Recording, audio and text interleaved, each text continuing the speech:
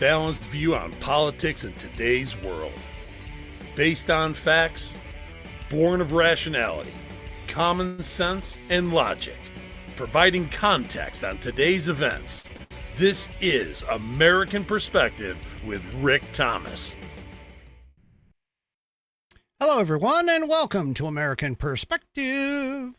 I am your host, Rick. I'm running like a chicken with my head cut off or my tail on fire. Either way, trying to get things set up. And by the way, background, again, supplied by the venerable Buddy Weiser. Okay. So let's see what we've got here. Yeah, actually, you know, you guys, I should actually turn off my camera so you get a full effect of the bar. Here, let's go ahead and do that. There we go. There's the full effect of the bar that's there. Just so you get an idea of what it is. Otherwise, I'm kind of like blocking it a little bit. Anyway. All right. So tonight's Pledge of Allegiance. There we go. Tonight's Pledge of Allegiance is going to be performed by the NJY Youth Girls, or NJY Camps Girls Youth Band. I never get that shit right. Anyway, yeah, so there you go. So if you are of mind, please stand, remove your hat, if you're wearing one like me, and follow along with the NJY Camp Girls Youth Band, I guess. Anyway, I'll just go with it. Yeah.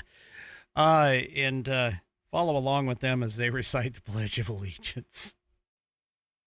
Pledge allegiance to the flag of the United States of America and to the republic for which it stands, one nation, under God, indivisible, with liberty and justice for all. Yeah. All righty. There we are. Thank you very much for that.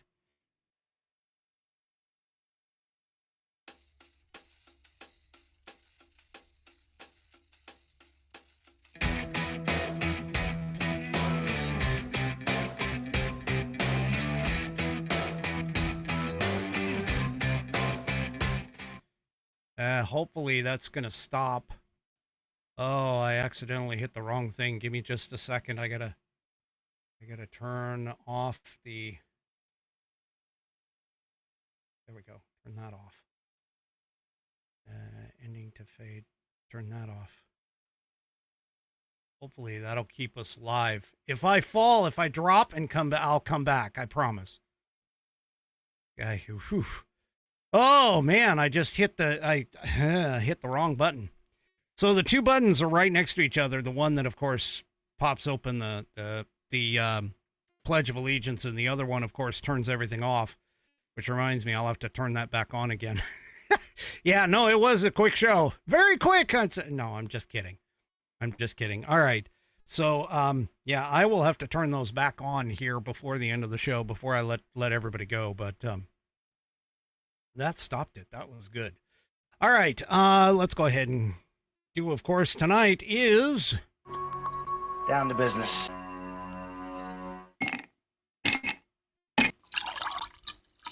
That's the nectar of the gods, baby. all right. It's Whiskey Wednesday. It's like Taco Tuesday, but for badasses. Tonight, I am drinking out of a virgin bottle of Buffalo Trace for me. I just picked this up. That, and I picked up some Crown Blackberry because I'm feeling that I need a blackberry lemonade. So there we go. Boy, I'm messing with everybody. And of course, tonight it is being drank out of the True Grit Roots Network glass, which of course has the requisite stones in the bottom of that glass. So there we go.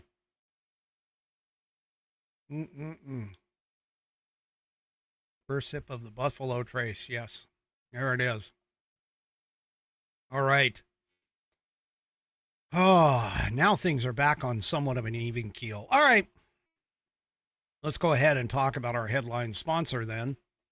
provided that everything works here, because I don't want to hit any other buttons. I hate it when I hit buttons. Anyway, here we are, True Grit Roots Network, TGRN. TGRN.net is our home on the web. And there we go. That's that guy. There we go. TGRN.net is our home on the web, and you can go and check us out. You can listen to both of our channels, either right through the browser, as you can see right here. There's the two widgets. Or if you want, there are links down here below where you can you can pick up our app. Oh, can we just start the show all the way over? Oh, this is going to go down as one of the worst ones, I think. Except for the ones that I lose internet and stuff like that. Those ones are bad, but oh my gosh, I'm just screwing up all over the place. Anyway, as I was saying, tgrn.net is where you can go to download the apps and take either Walter Trout Blues Rock Radio or Dallas Moore Outlaw Radio with you on the go. You can download them from the App Store or Google Play, depending upon if you're, have a Apple iOS device or a Galaxy or Samsung or Google Android device. That's what it is. It's an Android. And you can go and check those out. There's the links. They're both there. Click. And, you can take a look, do whatever you need to, and download everything right there. Also, don't forget, we have the store, or the shop, I should say. Here's the shop. There you go. We have the TGRN shop up and running, and now you can get T-shirts, hoodies, sweatshirts, and caps, caps, yeah, or hats, whatever you want to call them, one way or the other.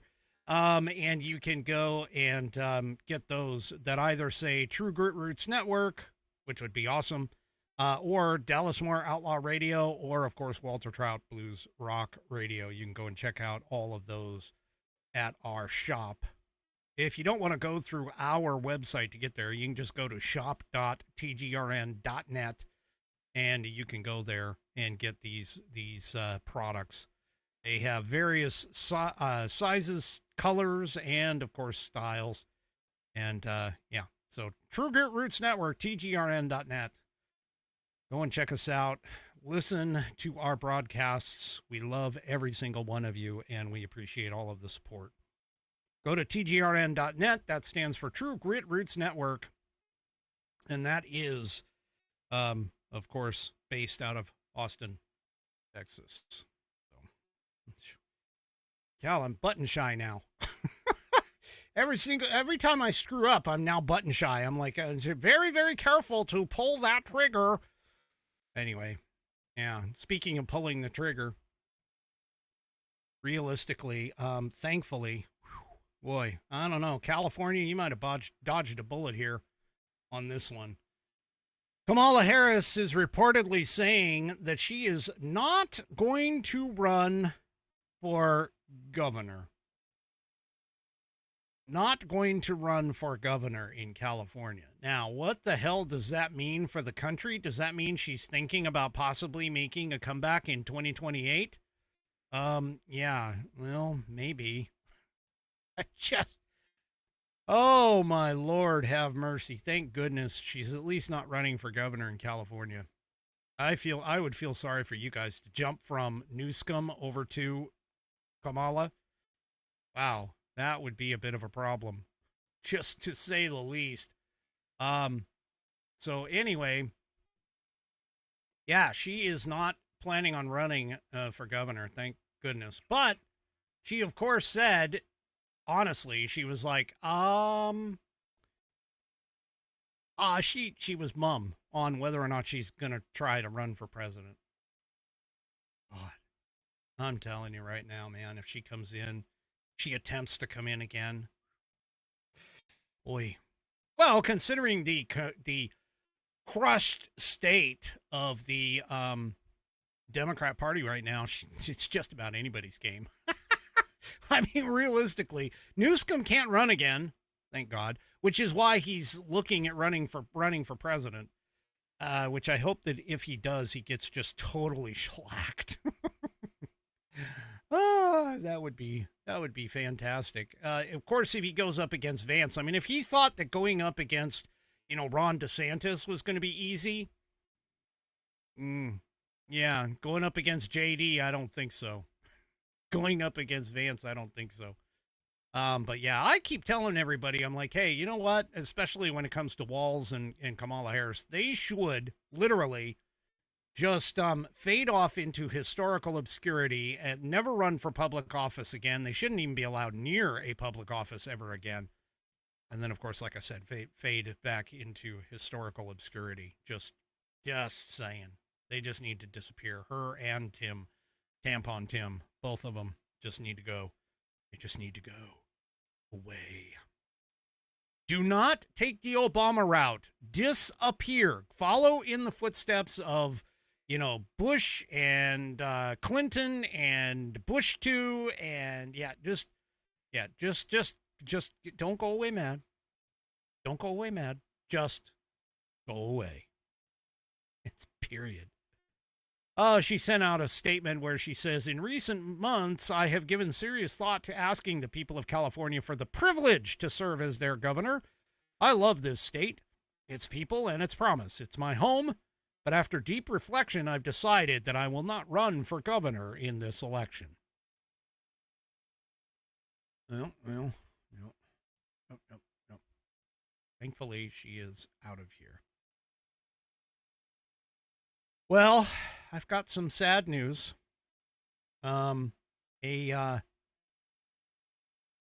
level of political violence, I'm telling you, in this country is getting really, really bad. I mean, honestly, just really bad. A Virginia city councilman was attacked this morning. He was doused in gasoline and then set ablaze. And this is multiple reports that have come in about this. The guy's name is Lee Vogler. He's a Danville city councilman. And he was allegedly attacked by another man. I won't say his name because we don't do those kinds of things here. But that man has since been placed under arrest. This occurred in the offices of Showcase magazine. Hayes, according to the outlet's publisher and local law enforcement, bad juju. I was not supposed to say that. The perpetrator, according to the outlet's publisher and local law enforcement, dumped a 5-gallon bucket of gasoline over Vogler. And when Vogler ran out of the building, the man followed and set him on fire. Vogler was able to identify his attacker at the scene, was airlifted to the hospital for emergency treatment. He is awake and talking, according to Andrew Brooks, who was publisher of the Showcase magazine, he said this in a statement. He was at the time en route to the Burns Center in Lynchburg. According to multiple reports, both men knew each other prior to the attack. And although it happens that this guy's a councilman, it seems like the motive is not believed to be political. But still, I mean, let's just face it, just violence all by itself is just escalating in this country. Seriously. And this is a problem, people. I mean, straight up a problem. But anyway, Lieutenant Governor of Virginia, Winsome Earl Sears, said on X, please join me in praying for Councilman Lee Vogler and for his family. We stand with Danville and support a full investigation into the attack. Violence is never the answer and must be condemned. John Reed also posted to X and said, what happened in Danville is horrifying. A deranged individual broke into the offices of Showcase magazine and set City Councilman Lee Vogler on fire. Let me say this as clearly as I can. Violence has no place in our Commonwealth. Yeah. So, prayers go to that individual. Don't know why or what the purpose is, but again, you know, I've even mentioned like the whole attack in Cincinnati that occurred over the weekend. There's no place for this. I mean, I don't even understand what's the whole point in all of this, to try and, I don't know if it's like an extension, just the violence that is occurring these days. I don't know if it's just the exposure, the quick response of the media, the ability of the media to get information out. Like, I mean, realistically, back in the day, here over on this side of the country, we probably never would have heard about it, to be honest. But yeah, this is ridiculous. I mean, folks, violence is on the uptick, especially from, you know, again, people with mental illness issues. And we're not focusing on the mental illness or focusing on the perpetrator. I mean, even Ronald Reagan said that we need to reinstall the American precept that society is not the problem, but the perpetrator is the problem. And so, you know, this in particular, any violence whatsoever really should not, it doesn't need to happen. We're not a third world country here. We're first world. And we really need to be focused on trying to resolve society's issues. I mean, this could stem from what is essentially evaluated to be like a downtick that has been happening over the course of the last, you know, couple decades, a downtick in religious following, and that kind of thing. I mean, this is uncalled for. It doesn't matter what this man did or anything else. It really doesn't. He did not deserve to have that horrific incident to attack him. Just not. You know, this is just, I don't even know what to say. It's very, very sad that we've even gotten to this point. All right, let's move on. Oh, goodness. Yeah, I didn't even get that going. All right. That's all right. I got a bunch of new things here, bunch of new stuff in the list here for me to read for ad reads. This is nice. I'm glad about this. But anyway, before I do that, I want to get into this. You know, this whole thing where Donald Trump was like horribly, you know, he treated veterans badly. He's, you know, the suckers and losers hoax and all of these other things that are just occurring over and over and over again. They keep talking about how Donald Trump does not serve our veterans. Well, we're going to throw that out the window. Again, Donald Trump is proving them wrong. So apparently, Donald Trump signed the VA Home Loan Program Reform Act. Now, this was originally introduced by Republican Wisconsin Representative Derek Van Orden, and he signed it today. It is he's proven to be totally pro-veteran. But he signed this bill, which is designed to help vets buy and keep their homes. So what this thing does, it's a legislation that provides desperately needed relief to veterans and their families who have fallen behind on their mortgages, Trump said in a statement. It helps keep our promise to end veteran homelessness. And he says, we're going to do that for America. We're going to do that for our great veterans. He said an estimated 61,000 American veterans are in danger of losing their homes, but thanks to this bill, the Department of Veterans Affairs will be empowered to pay loan holders the necessary amount to prevent foreclosures on our veterans. So our veterans won't be foreclosed and put out on the streets. The bill also creates a 5-year partial claim program that could benefit up to 3.7 million veterans and add nothing to the debt. The bill passed unanimously in the House and the Senate. So, yeah. And what's even better is he took a pot shot at Joe Biden while he was signing it. He basically uttering the words, no auto pen. There you go. So Congressman Van Orden, who was also at the signing, credited the president with the passage of the bill. He said, and I am unequivocally stating right now that POTUS is the most positive pro-veteran president in the history of this country. This is another example of how President Trump is taking care of our veterans. The press release from Van Orden's office explained what the bill is going to do.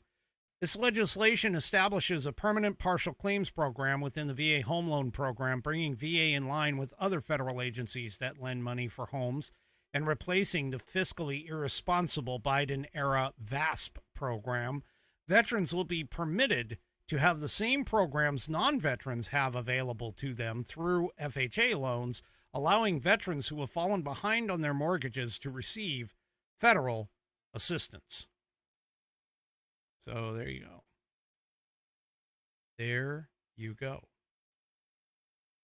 Yeah, he's definitely against the veterans for sure. He thinks of them as suckers and losers. Like, he ran down, I don't know if anybody's seen the video of this, and personally I think it's kind of great, actually, because it demonstrates how Donald Trump actually looks at the military.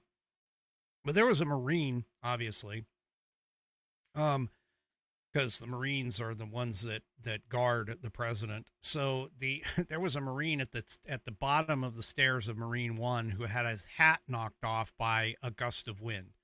Now, where that came from, whether it was from the helicopter blades or some other gust of wind, I really don't know. But his hat was blown off in the wind, and rather than, obviously, because he can't, breaking his position, he did not go after his hat, but Donald Trump did.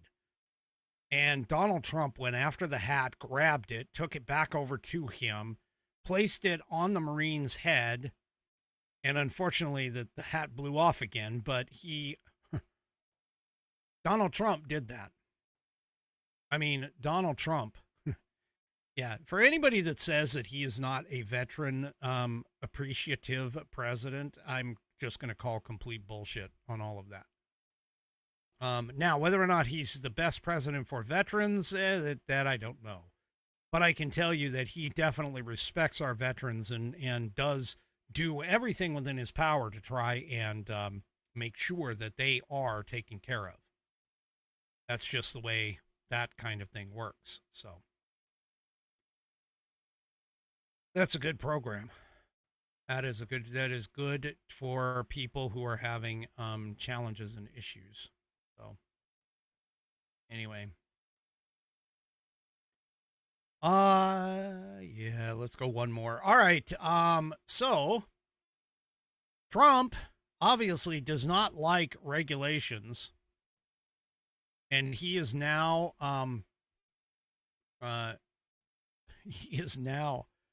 going after a legacy of Obama.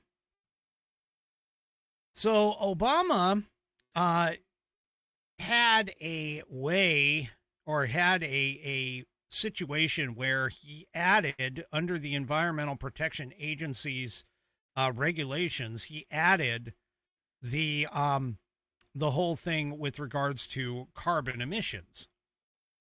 And all of this, by the way, goes all the way back to the Clean Air Act. So the Clean Air Act was put into place in the 1970s. Okay, and it was authorized, and basically what the Clean Air Act did is it authorized the EPA to regulate pollutants like the ozone, particulate matter, sulfur dioxide, other gases and things like that that might endanger public health or welfare. But the EPA, under Barack Obama, then suggested that the Clean Air Act could be used to regulate carbon emissions. Now, for those of you who may have failed high school biology, we are carbon-based life forms. The air we breathe has carbon dioxide as a part of it, along with nitrogen and oxygen. It's mostly nitrogen, but some oxygen in places, or, as a part of it. And we expel carbon dioxide. The trees and the plants use carbon dioxide in the opposite side of the equation to essentially inhale, quote unquote, the carbon dioxide and then exhale, in their case, oxygen. That's science. That is proven science. It's been around for decades. I don't even know how early that they figured all of that out. But the point is that the Barack Obama EPA suggested that the Clean Air Act would be allowed to regulate carbon emissions. Now, the Clean Air Act was, of course, meant to stop particulate matter. It was meant to stop the breaking down of the ozone layer, because that was back in the 1970s when the ozone layer was found, the hole. It was not meant to necessarily deal with carbon, and in particularly carbon dioxide, which is a natural byproduct of any living, breathing being. I mean, it just is. And carbon dioxide itself, I mean, again, in small quantities, because it exists everywhere. It's not really a danger to human beings in the environment. Okay. And so the idea that the EPA has the authority to regulate it under the Clean Air Act is actually wrong. Now, understandably, okay, this was an extent or a overreach of the regulatory requirements of again, this is an overreach of bureaucracy. Let's just put it that down. Okay. It's an overreach of bureaucracy because carbon emissions wasn't even a part of the original 1970 Clean Air Act. Now, if Congress, of course, wants to give the EPA that authority, I mean, they could write another law that basically stops, or makes the EPA, update. They could update the Clean Air Act. They could update it and make it to where it's like, hey, we can now regulate carbon emissions.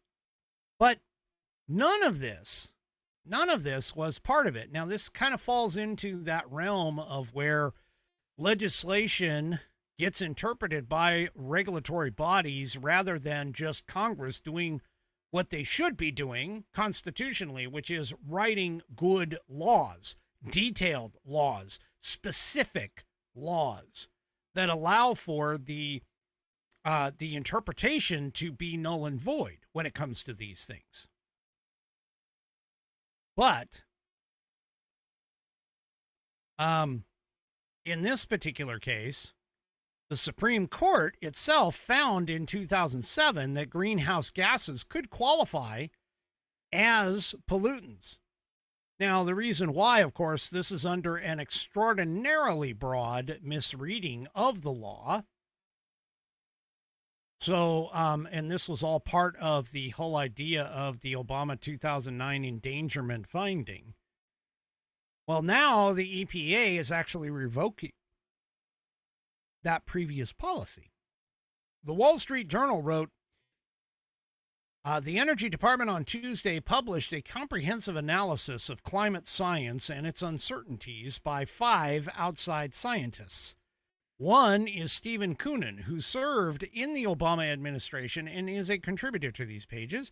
The crucial point is that CO2 is different from the pollutants that Congress expressly authorized the EPA to regulate. Those pollutants are subject to regulatory control because they cause local problems depending on concentrations that include nuisances, odor visibility, damage to plants, and high enough exposure levels, toxicological effects in humans.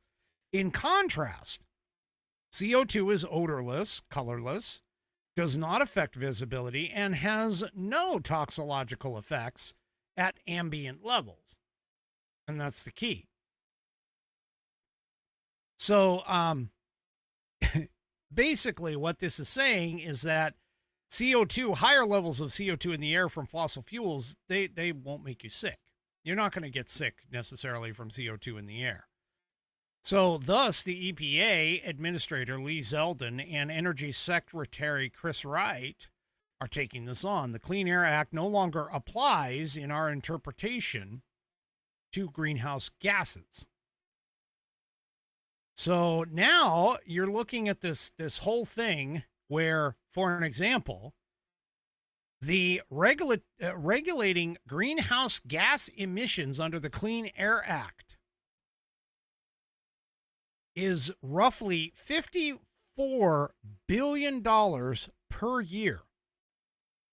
Now, if you multiply that out over the course of the last decade and a half, you're talking about a cost in excess of $800 billion, all based on a regulatory agency that is exceeding its statutory boundaries. This is a huge deregulation. Huge deregulation for businesses. All of these businesses that have been attempting to try and, offset their carbon footprint, that's what the greenies call it, offset the carbon footprint.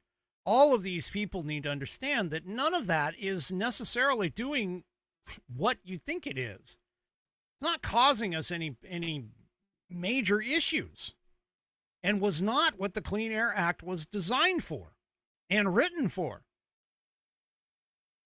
So anyway,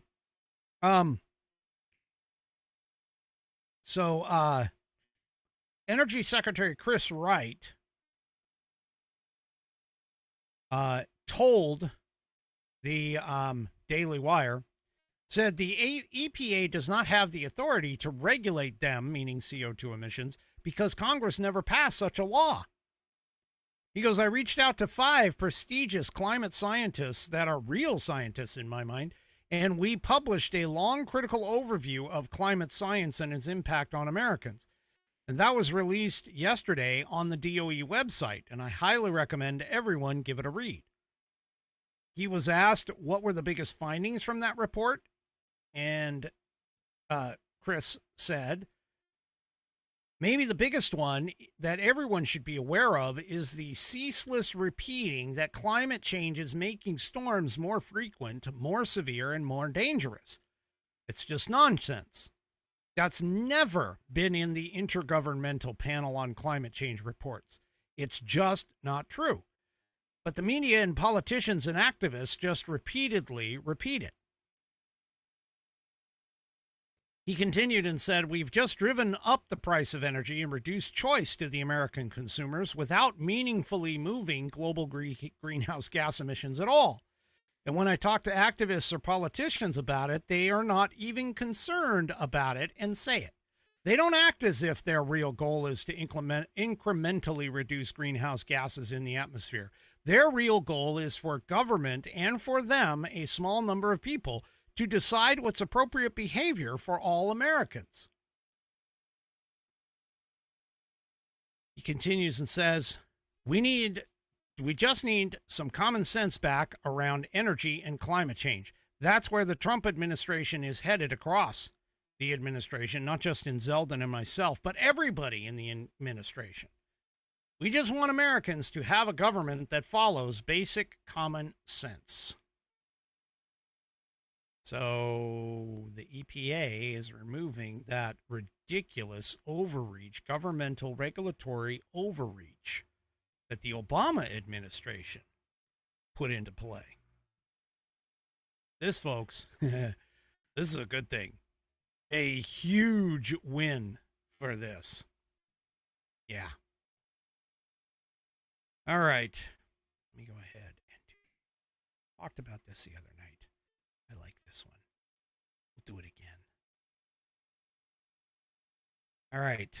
This segment is brought to you by Pickaxe, P-I-C-K-A-X, the free speech social media platform that's not run by bots, big tech, or the censorship industrial complex. If you're on Rumble, Pickaxe is your next move. Think of it like X and Substack having a baby, but with more freedom and smarter tools. You can post your Rumble videos directly in the feed, and they'll actually play within the feed. No algorithms hiding any of your content. Even better, with their new beta feature, you can connect your Rumble channel so that your videos and live streams auto-post. I like that. I'm just going to tell you, I like that, because realistically, if I wanted to post something to, say, True Social or GETTR or even to Gab, I have to post the link in there. That is freaking awesome. They just auto-post. That is something that I'm going to have to take a look at for sure. Plus, full article creation, paywalls, revenue-sharing ads, and the ability to have ads on your content with your own promo codes and tracking links. So you keep full commissions on sales. You know, this almost sounds like a pitch more toward the creator than necessarily you guys, but we'll continue. And yeah, free blue checkmark verification so bots and burner accounts don't hijack the conversation. Pickaxe itself doesn't manipulate your reach. It amplifies your voice. Freedom of speech and freedom of reach.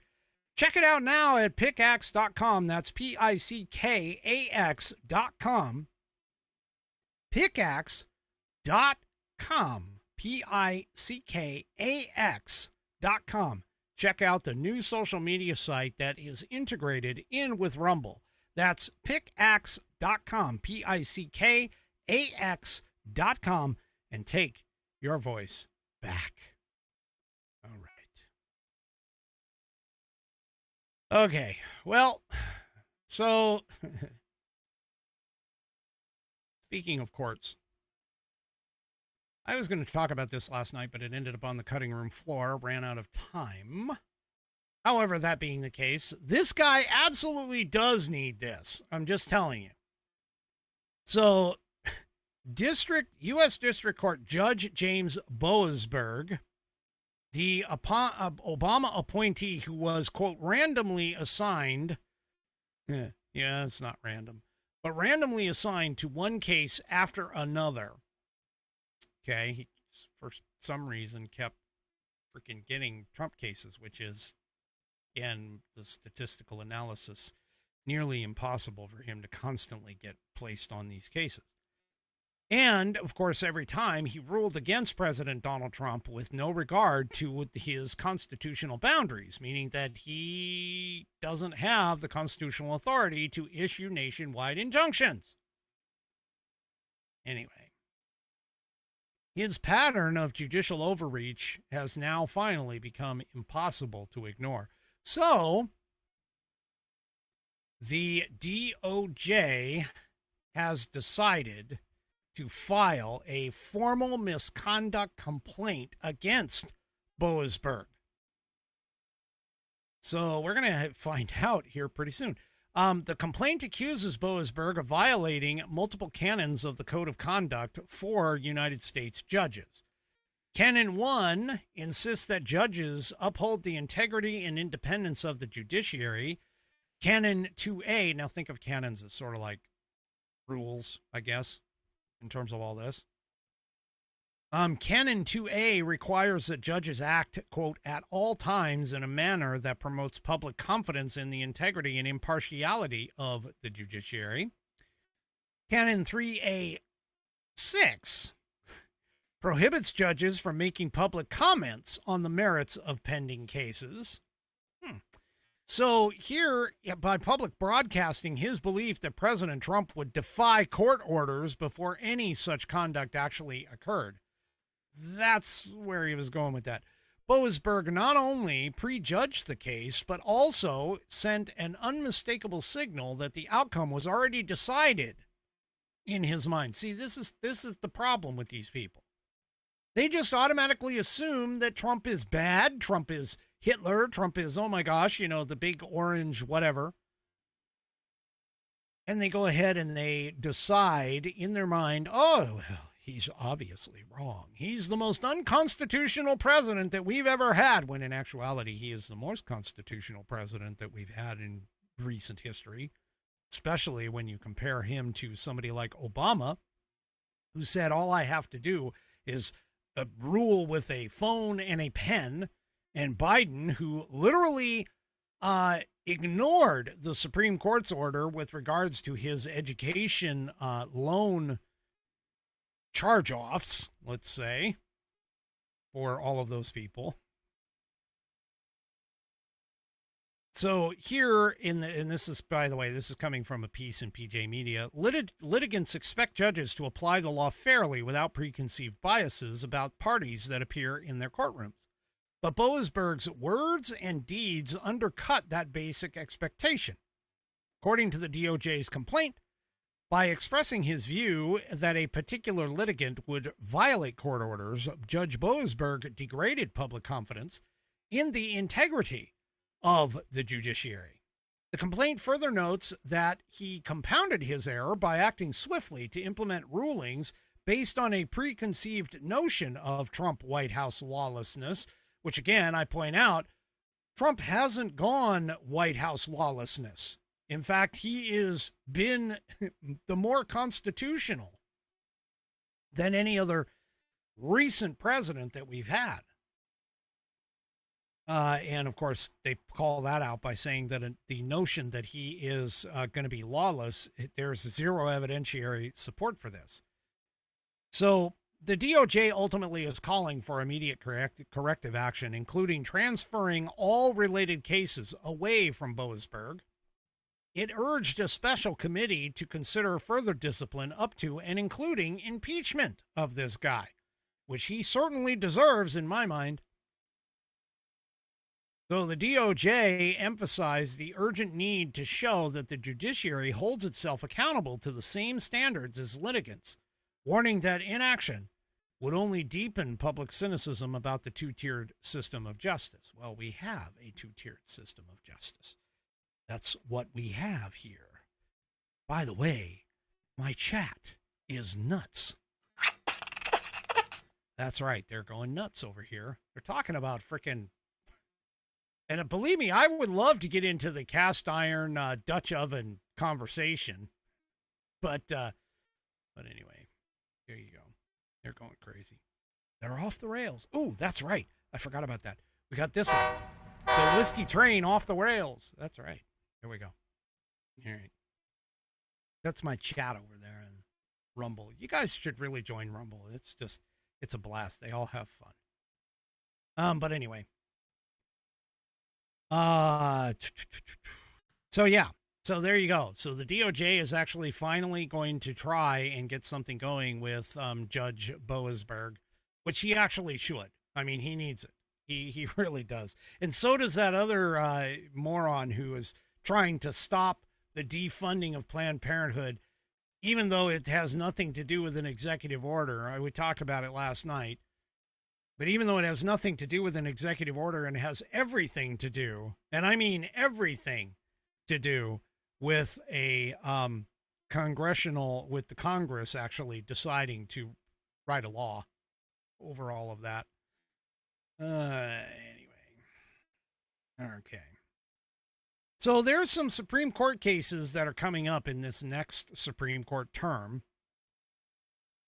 One of them in particular is dealing with the, and I'm getting there, the redistricting scenario. So the Supreme Court, now they already kind of looked at this, but the Supreme Court will once again consider whether an election map for Louisiana that includes 2 black majority congressional districts discriminates against non-black voters. So this case called Louisiana versus Calais, a federal district judge ruled that an earlier version of the map, which provided for 1 black majority congressional district, discriminated against black voters who constitute nearly 1/3 of the state's population. The judge ordered the district lines in the state moved to create a second black majority district. Okay, what's the problem here, folks? This is the problem. Is that we're using an immutable characteristic again in order to define voter blocks. A group of non-black voters had sued, arguing that the map discriminated against non-minorities. A 3-judge federal panel agreed and reinstated the previous map, and then in May of 2024, the Supreme Court ordered the state to use a map that contained the second black majority district in that year's elections. Now, the Supreme Court heard oral arguments in this case in March, but declined to issue a ruling in June. So it's now going to be re-argued in the upcoming term. So, yeah. So there we go. And now Thomas, of course, said in his dissenting opinion that there was no reason to avoid deciding the case. He basically was just saying, hey, you know, come on, we should just decide it and call it good. Thomas said, Congress requires this court to exercise jurisdiction over constitutional challenges to congressional redistricting, and we have, accordingly, an obligation to resolve such challenges promptly. So, yeah. So J. Christian Adams, who is the president of the Public Interest Legal Foundation, said that the court, he anticipates, will likely strike down the map with the 2 black majority districts. He says you can't draw district lines based on race, and this affects everything from Congress on down to the county council. When you say you're maximizing black seats that you're going to draw on the basis of race, you violate the 15th Amendment. So, yeah. That one is one that is interesting. And alongside with that, by the way, is alongside of that is the Texas Republicans. Well, they went ahead and did their redistricting.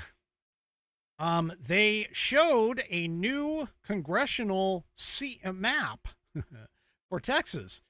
And, well, let's just say that it doesn't favor Democrats at all. Whoops. It doesn't favor Democrats at all. So there's the map. And I got to give me just a second here. Let me scoot a little bit. There we go. So there's the new district map. My guess is that the light pink spaces are the new districts.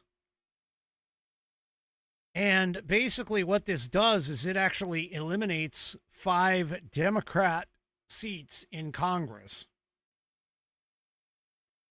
Yeah, this is going to be probably challenged almost immediately. I'm just going to tell you.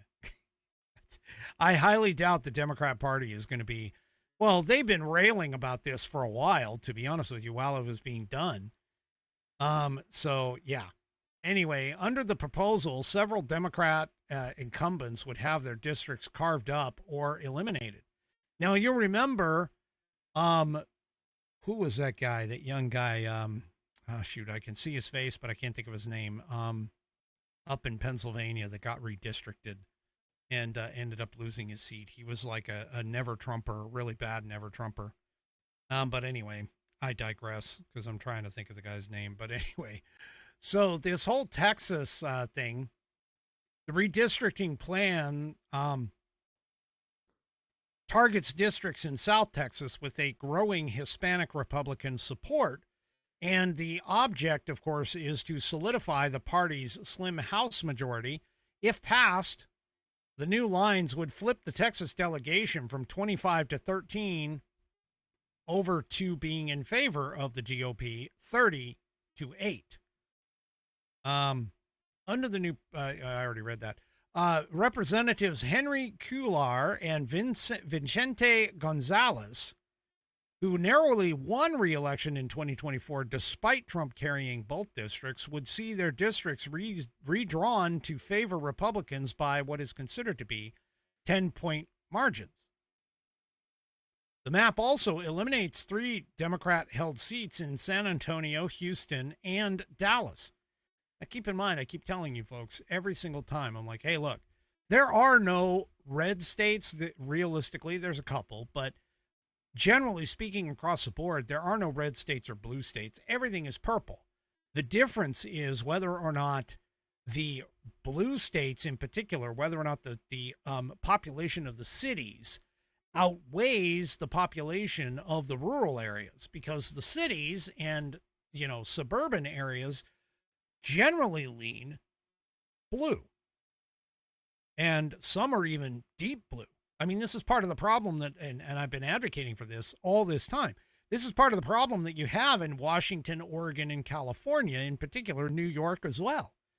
You have large cities that their dense overpopulation overshadows the population of the rest of the state.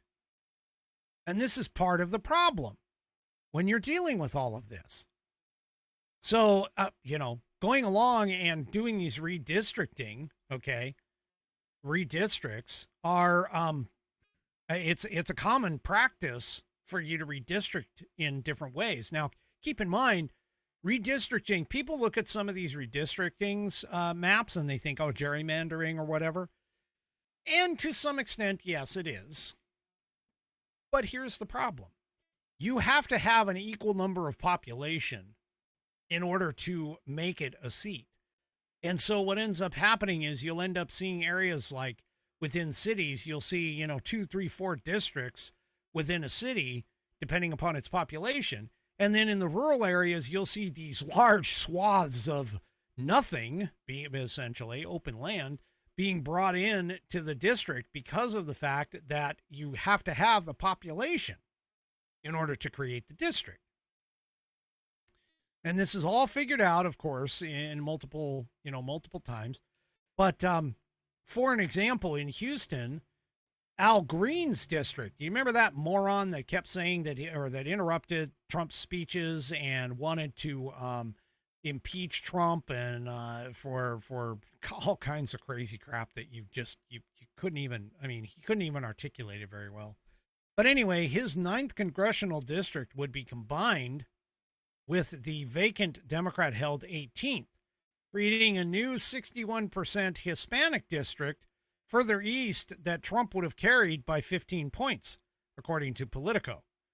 And believe me, Politico has been talking about this a lot. They're scared. They're worried about these kinds of things. So anyway, Dave Wasserman identified a clear Republican strategy shown in the new map.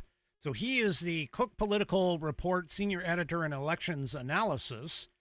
He said, bottom line, it's clear what the Republican strategy is here. Create as many solid Trump seats as possible while increasing the number of Hispanic majority seats by population, even though Hispanic voters will be well south of 40% of the electorate in several of them. And he posted that on X. Now, Democrats have vowed to fight these redistricting efforts on multiple fronts. House Minority Leader Hakeem Jeffries, that would be Little Obama, is set to meet Texas Democrat lawmakers in Austin to discuss potential responses, including the possibility of denying Republicans a quorum by walking out of the special session. California Governor Newsom, has threatened retaliatory action, saying that he would redraw his state's maps to counter the GOP's Texas plan.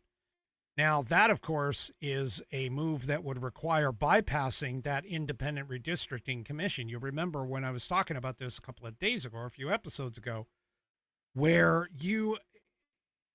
the blue states, the Democrat-led states, handed all of this redistricting over to separate, what were supposed to be, or potentially bipartisan or nonpartisan commissions.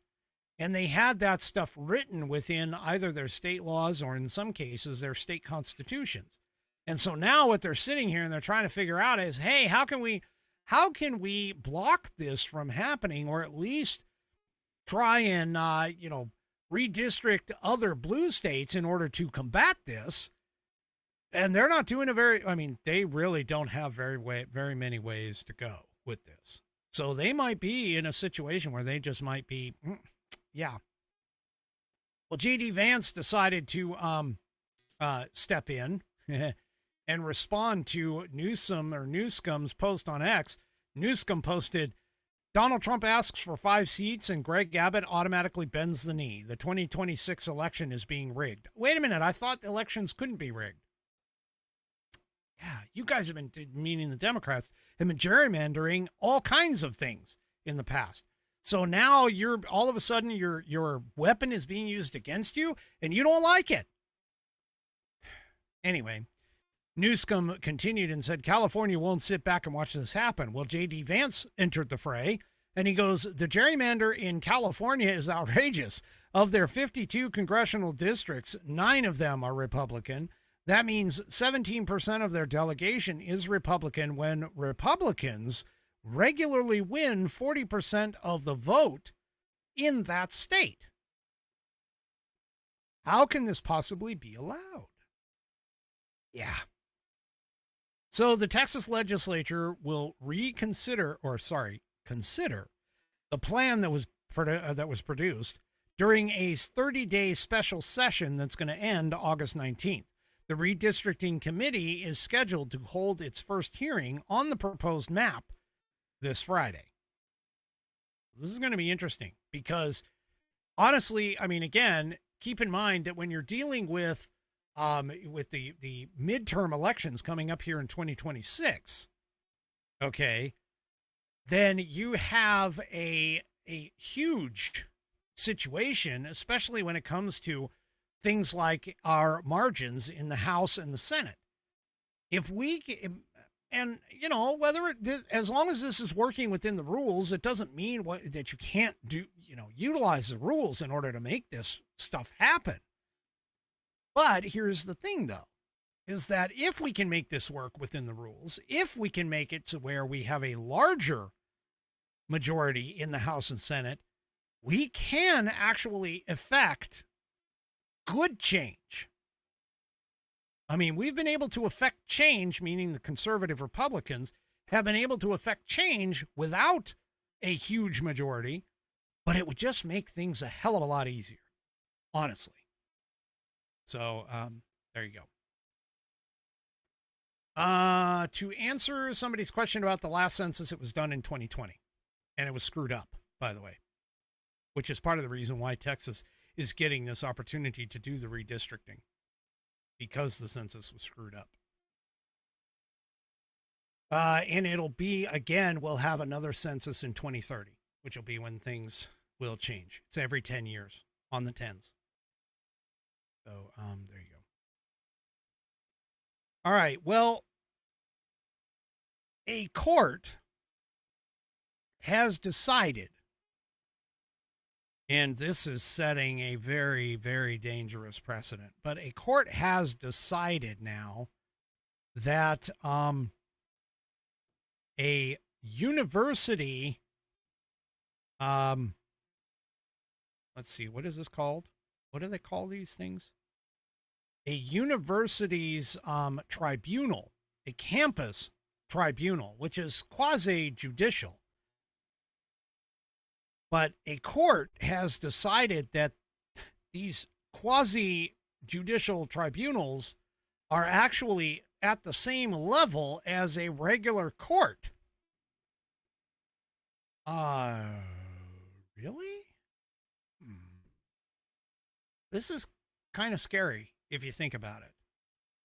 So, what's happening here is this is a Clemson University student was awarded $5.3 million after being falsely accused of sexual assault. Well, now he's being forced to continuing his fight to get this award money. He was awarded the money in April of 2022 after he sued his accuser, her father David, and her ex-boyfriend for defamation. Now, last month, South Carolina's Court of Appeals overturned the ruling and set a dangerous precedent that a quasi-judicial campus tribunal carries the same weight as an actual jury trial. Now, the jury unanimously agreed that Pempu had been, this is the guy, that he had been defamed and ordered the other person, the other individual, to pay $700,000 in actual damages and $450,000 in punitive damages. Her father had to pay $230,000 in damages, and the boyfriend had to pay $700,000 in actual damages and $220,000 in punitive damages for the defamation. Now, the accuser and her ex-boyfriend were also ordered to pay damages for civil conspiracy, where the accuser was ordered to pay $2 million in actual damages, and the boyfriend was ordered to pay $1 million. Now, all of this was the Greenville News reported in 2022. All right? Now, all three of those appealed the ruling. And even though the lawsuit kicked off after the boyfriend had admitted to the accused that he had helped the girlfriend falsely accuse him. So apparently the ex-boyfriend wrote in a January 2017 text message that the guy was innocent, months after the guy had been suspended from Clemson based on the accuser's claims. The guy continued and said, "I lied in that hearing. She wanted to have sex that night. Get your brothers away from me and never touch and never touch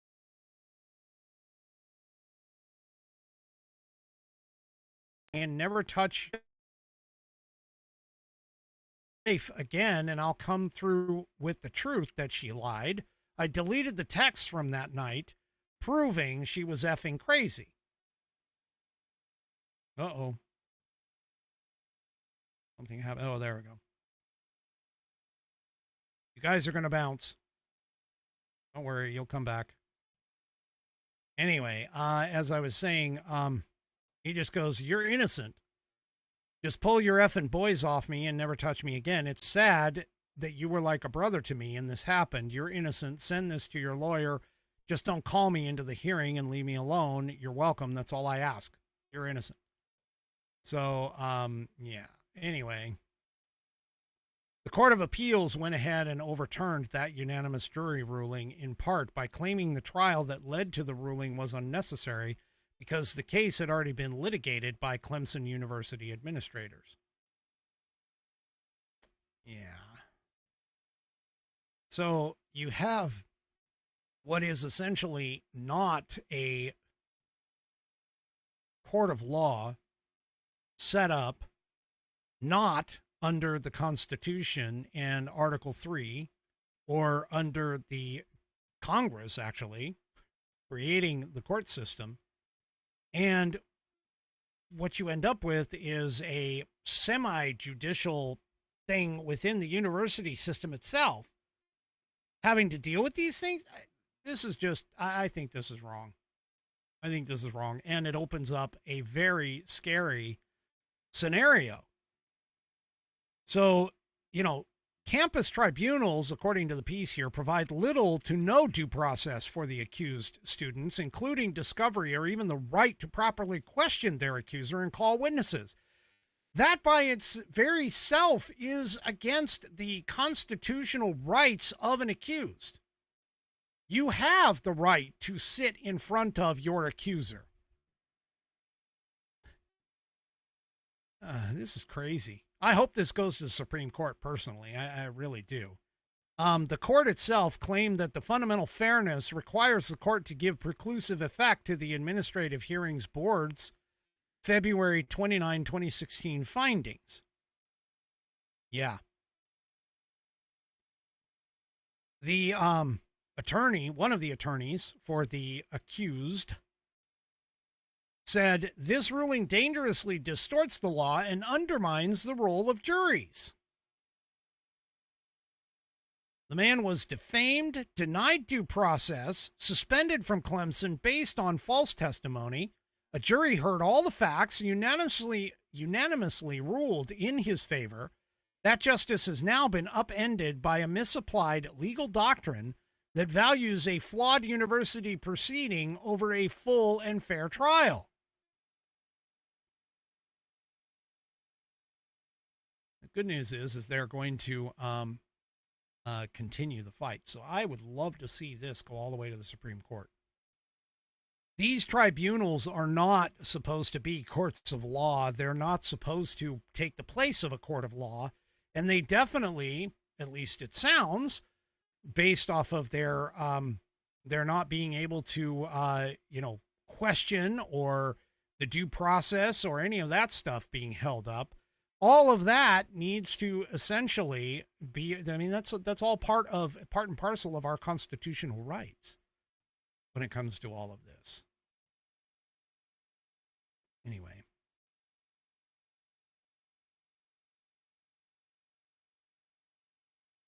Yep.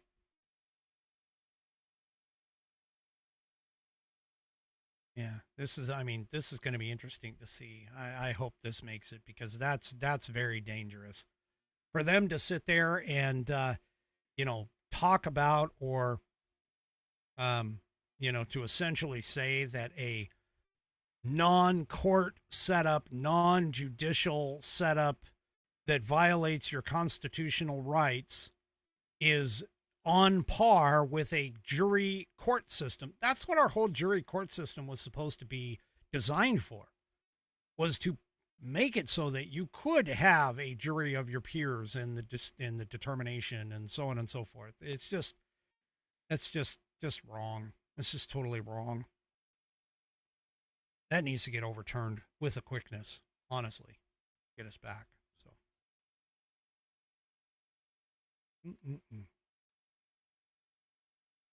All right, let's see. Let me get one more of these things.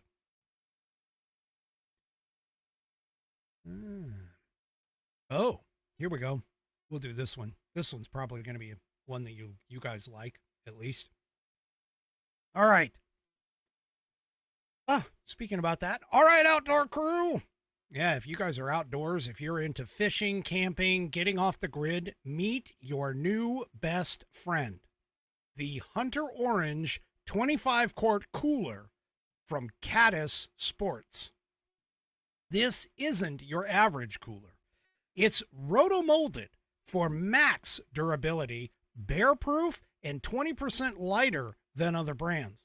It's so easy to haul wherever you're deep It's so easy to haul whether you're deep in the backcountry or just setting up at the dock. You'll get up to 3 days. Man, this first read is horrible. 3 days of ice retention thanks to thick, high-performance insulation. Can you believe that? 3 days? Yeah, you could use it going to the beach as well. Might as well. So what does that mean? That means cold drinks, fresh food, and fewer ice runs. Whether you're chasing muttons offshore? I guess that's a type of fish. I've never heard of that. Anyway, offshore or posted up at a campsite or at the beach. That's right, the beach. Anyway, the best part is 40 to 50% cheaper than the big name coolers, but still built to perform season after season. And like all Caddis Sports brand name gear, it's proudly made in the USA. Now, that's a pretty good important right there. Now, if you go to Caddis Sports, that's Caddis Sports, SPORTS.com, caddissports.com, and use the code RUMBLE, RUMBLE, at checkout. You'll get 10% off your order today. So go and check it out. Go to caddissports.com, grab the Hunter Orange 25-quart cooler. Keep your next adventure ice cold. Remember, 3 days, up to 3 days of ice retention in this thing. I mean, wow, give this thing a try, seriously. And it's 40 to 50% cheaper than the big name coolers. Man, that's what I'm talking about right there. Built to perform season after season. So, proudly made in the USA is just a topper on top of that. So again, go to caddissports.com, CADDIS sports.com. Use the promo code RUMBLE at checkout to get 10% off your entire order today. So head on over to caddissports.com, grab the Hunter Orange 25-quart cooler, and keep your next adventure ice cold. All right. Let's see. Oh, yeah. Okay. Well, who in the hell believes in the New York Times anymore? I mean, seriously, who believes in the New York Times? Who believes in any of the mainstream media anymore? Because let's face it, the mainstream media, they do nothing but provide propagandists. That's it. Well, here, the New York Times, once again, faking crap here in the Daily Wire. The New York Times admits it used a misleading photo of a starving Gaza child. Now, here's the problem, okay? So on Tuesday, the New York Times had a Gaza child who was featured in numerous publications as a poster child for what they were saying was malnutrition that was occurring in Gaza. Well, it turns out this child actually suffered from other severe health problems, which is why the kid looks like he was malnourished and starving. Okay, now, keep in mind, this has nothing to do with the medical deficiencies that the kid has, the medical issues that the child has. This is not in any way, shape, or form indicative of any kind of prejudicial against them. It is prejudicial against the New York Times and other legacy media outlets who ran this photo of this kid and didn't bother to report the fact that he essentially is not malnourished. He's suffering from other severe health problems. His brothers his siblings that are there are shown they are perfectly fine. They're not malnourished at all. Now, media outlets took this photo, the New York Times did, especially, but took this photo of an emaciated 20-month-old Gaza child to supposedly substantiate claims that Israel is intentionally starving residents of the Hamas-controlled zone. But what the legacy media never reported was that the child himself suffers from numerous medical problems. And his 3-year-old brother looks healthy with no signs of malnutrition, according to an actual investigation.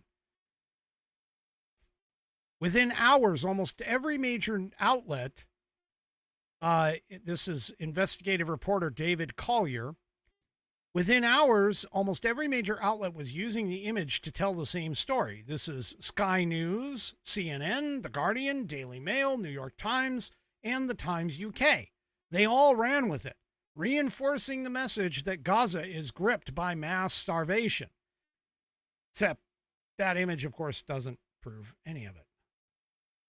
So a wider shot and unpublished picture show Mohammed's healthy brother, Jude, who was born on the 18th of April in 2022, is 3 years old. Mohammed was born on 23rd of December, 2023, just 2 months after October 7th. What we can see in the pictures is that both Muhammad's mother and his oldest brother look healthy.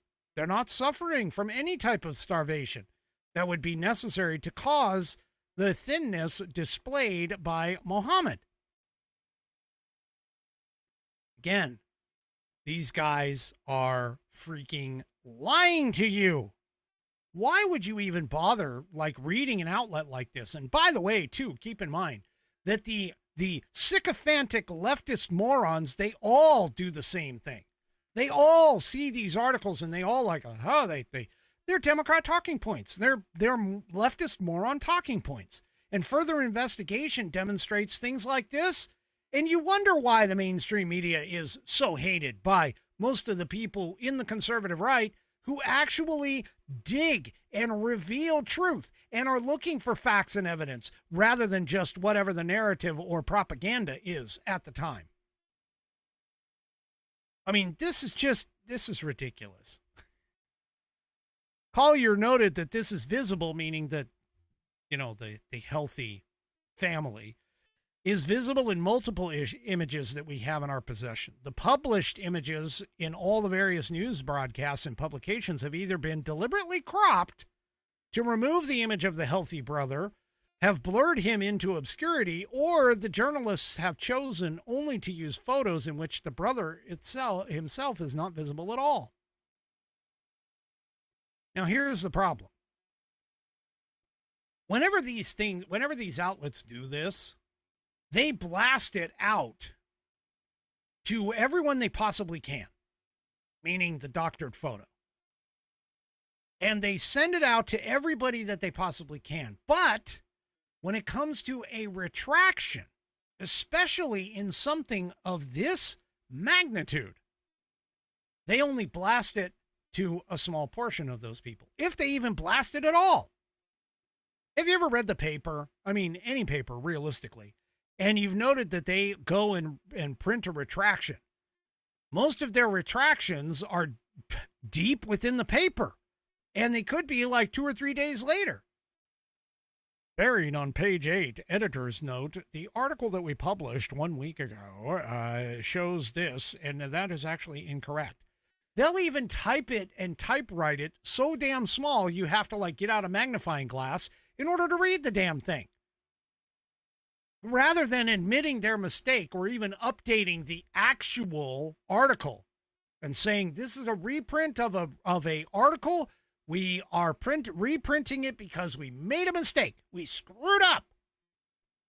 But rather than doing that and being truthful about it, no, they just basically let the article stand as it is and put a little footnote down at the bottom that if you're not looking or you're not searching or you're not digging deeper into the subject matter, you would never notice it and you would never see it.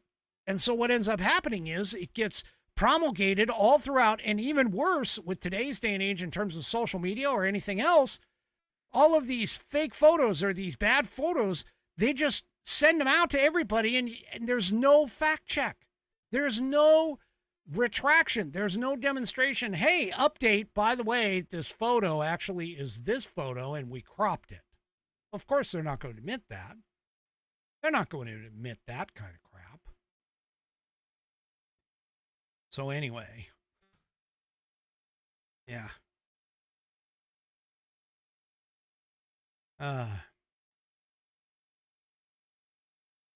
Even if they do retract it, again, it's not seen. Yep. Well, thankfully, social media got a hold of this thing because they bothered to post it on X, which this is amazing. At the retraction, they basically said, after publication, the Times learned that he also had pre-existing health problems and then gave a printed, canned statement or whatever. And social media decided to bury him.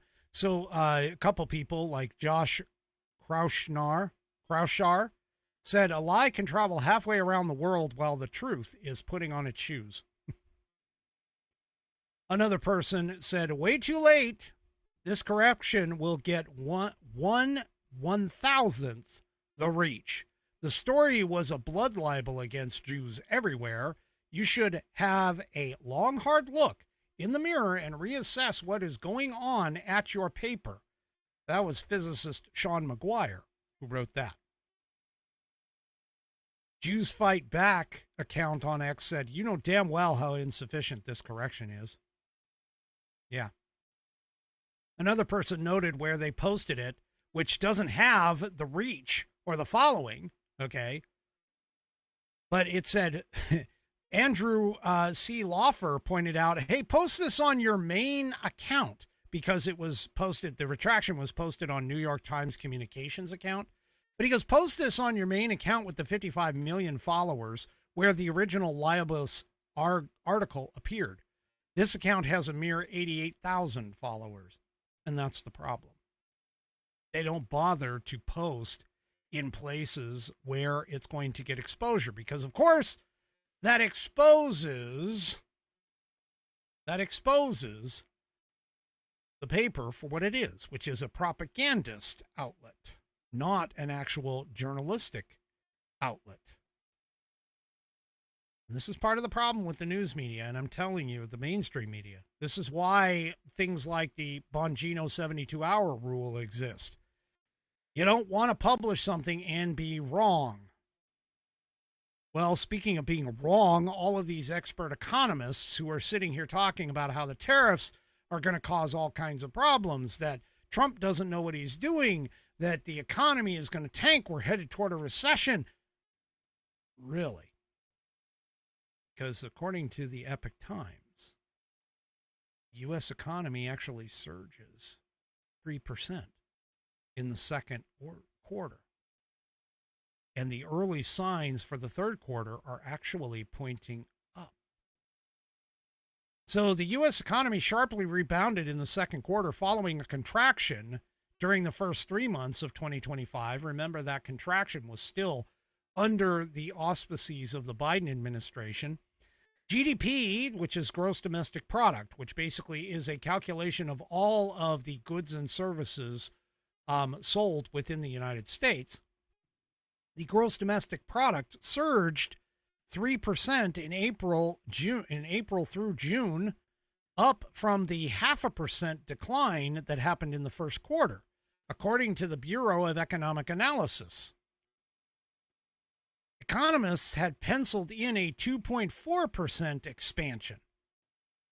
Instead, it was at 3%. Maybe something that Donald Trump is doing again is right. Yeah, maybe so. All right. Well, you recall last article, and then we'll get to tonight's Pet of the Week, which is unfortunately a sad one, but we'll get to it here in just a minute. Do you remember how I was telling you how Pete Buttigieg took all of that wonderful infrastructure, the infrastructure something act or whatever, I don't even remember the name of it, where Joe Biden was talking about how they were spending so much money on all these infrastructure projects and they were going to update all of our, air traffic control towers and so on and so forth. Well, remember when Pete Buttigieg diverted that money and turned it into more DEI initiatives rather than actually and like just said, hey, I'm not going to bother updating our air traffic control systems that are running on technology that came out in the 70s and 80s and that kind of stuff. I'm not going to bother with that.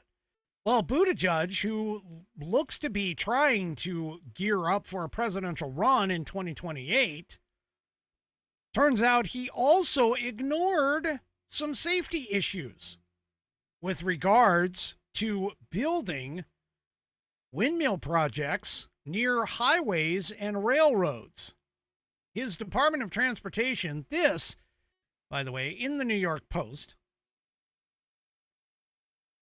he actually ignored these safety issues. So what are we talking about? Well, the safety concerns were dealing with dozens of windmill projects near America's highways and railroads, despite acknowledging potential hazards of this. So at least 33 safety recommendations to place wind turbines well clear of critical infrastructure. These recommendations were overruled in 2023 and 2024. According to a current department official, permitting all of the projects to be built close enough to possibly interfere with things like vital radio communications. In March 2023, as an example, the Commerce Department's National Telecommunications Information Administration informed an Illinois wind farm seeking regulatory approval that, quote, the turbine locations that fall within a 1 to 3 mile boundary of the rails may be problematic for train communications in this area and present an undue risk. Okay. So the Heritage Prairie Wind Energy Project had been under review for 45 days before the Department of Transportation flagged the problem. 9 months later, however, the Commerce Department issued another letter withdrawing the Transportation Department's previous concerns without any kind of an explanation. The about face came as the Biden administration was approving hundreds of billions of dollars in green energy tax credits for wind projects through one of the 46th president's signature legislative achievements, the Inflation Reduction Act, which is actually the Inflation Inducing Act. And this is ridiculous. Transportation Secretary Sean Duffy is launching a department-wide review of any wind farms near transportation infrastructure and is accusing Buttigieg, whatever his name is, and the former President Joe Biden of having let green energy objectives override safety concerns. And you want this guy, Pete Buttigieg, to be in the Oval Office? Yeah, I don't think so. I honestly don't think so. All right, folks. Let's get on with tonight's Pet of the Week. And unfortunately, this is going to be a sad one, but Pet of the Week.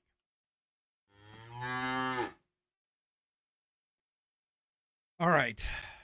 Many of us, not all, but many of us, look at our pets and look at animals as being a part of our lives. And whenever we go and find an animal that has been, maybe has health problems or has been abused, most of us have our hearts go out to that animal and try to do the best that we can, whether the animal is wild or not. That you try to do your best for the animal because, again, we look at our pets. We look at our own pets as the same. It used to be that animals were often considered to be, especially things like cattle, chickens, horses, livestock. The livestock category, they're looked upon as a means to an end. Okay. But unfortunately, things like dogs and cats, even birds, hamsters, so on and so forth, these are pets because they don't actually do anything necessarily for us. Whether it is for doing work or whether it is becoming our next meal on the dinner table. So whenever you see an animal, and unfortunately this does happen, whenever you see an animal in distress, many people will attempt to try and save that animal. Unfortunately, there are times where it doesn't go the proper way. And so this week, for the Pet of the Week, we have one of those instances. We have a pet memorial. Pet memorial. This little tiny kitten named Princess Caro, Karo, submitted to me by Nana of JJS. She apparently came to Nana's house Saturday morning.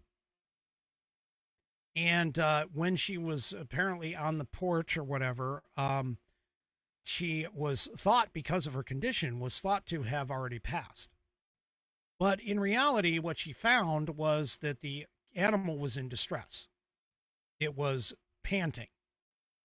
And so Nana did whatever she could because, she's an animal lover. So she did all she could Saturday night, got her into a vet rescue Sunday morning for some more help. Well, unfortunately, after doing everything that she could and all of the right things for her, unfortunately, the little kitten was too far down the road and unfortunately has passed. So for tonight's Pet of the Week, the memorial of Princess Caro, she was roughly 4 months old, and she passed Tuesday afternoon. And these are all of the pictures that she has, that Nana of JJS has of her. She apparently had flies all over her. She was obviously in very poor condition. And so she, was rescued. It looks like she had possibly some mange on her. Her tail had hardly any fur on it. And so unfortunately, you can do everything you possibly can for these animals. You can just see, just looking at the hair and the condition, she looks very emaciated. Obviously not in obvious stress. And so unfortunately, again, regardless of what you do for the animal, and Nana apparently had cleaned her up before she took her in on Sunday. But it cleaned her up and gotten her clean. And yeah, here she is. You can see her back legs don't have any hair to them, on the deck here. She's obviously very emaciated, hungry, starving, whatever. And apparently whatever was wrong with her, unfortunately, was just too much. And, she ended up passing on Tuesday. Now, all of that being said, all I can say is that, one of the things that God has told us that our purpose on this earth actually is to be caretakers. We are to be caretakers of both the planet as well as its animals that are along with it. And if anyone has demonstrated that tonight, it definitely is Nana of JJS. She attempted to fulfill her God-given role of being a caretaker for this kitten, who essentially showed up out of nowhere and, unfortunately was just too far gone. She just didn't have the strength to be able to fight back against whatever it was that took her in the end. So unfortunately, while we mourn the loss, we need to also be reminded of the fact that the things that we do in this life here, whether it's to protect animals, and I'll be honest with you, I personally regard animals better than some humans. In fact, I relate to animals a lot better oftentimes than I do to humans. But one of the things that you do need to understand is that, we need to take care of all of God's creatures. That is our purpose. That is our entire purpose on this planet, is to be the caretakers under God's supervision and rules and laws. So, Nana, I appreciate your loss. I am at least thankful to your attempts to give it a try. And so there you go. And that is, unfortunately, tonight's Pet of the Week. If you would like to have your pet featured on Pet of the Week, it's really very easy. All you need to do is send me your pet's pictures or videos, whatever it is that you have, name, breed, etc., whatever information you can give. And, of course, I will go ahead and put them on for Pet of the Week. That is a segment on Wednesday. All you need to do is send them to me. You can email them to fans, FANS, @AmericanPerspective.online. And I'm sorry to leave you with a down note, but we will see you tomorrow night, 5 p.m. Pacific, 8 p.m. Eastern Time, right here on American Perspective. If you haven't already, head on over to rumble.com, get yourself an account. It is free. Once you are signed up and signed in, make sure that you search up the American Perspective channel and hit that green follow button to get notified every time I go live. Also, too, don't forget to hit those thumbs up and or thumbs down across all of my platforms, whether it's YouTube, X, Facebook, and, of course, the aforementioned Rumble. Like I already said, we will see you tomorrow night, 5 p.m. Pacific, 8 p.m. Eastern Time. Bye. 5 p.m. Pacific, 8 p.m. Eastern Time, right here on American Perspective. Have a great rest of your evening, and good night, everybody.